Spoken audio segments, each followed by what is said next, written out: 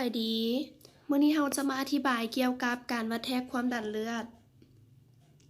การวัดแทกความดันเลือด จุดประสงค์ก็คือเพื่อรับรู้ปริมาณของเลือดในร่างกาย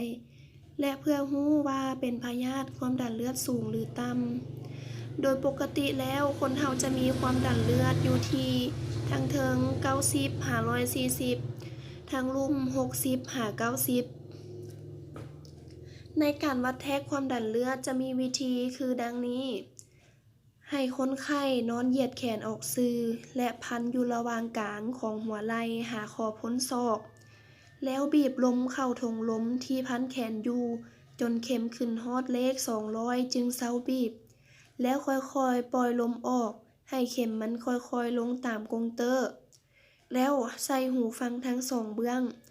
แปะใส่บอนทางกลางข้อพันศอกนั้นแล้วฟังเสียงของเส้นเลือดเต้นว่ามันดังทำอิฐอยู่เลขที่ใดและสุดท้ายเศร้าดังอยู่เลขที่ใดแล้วจึงอ่านผลออกมาสมมุติว่าตัวเลขทำอิฐดังอยู่ที่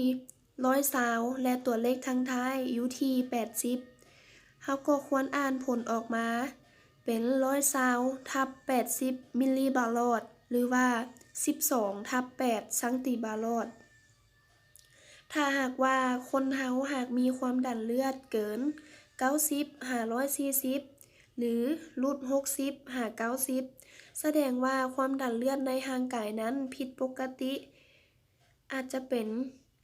ความดันเลือดสูงหรือต่ำก็เป็นได้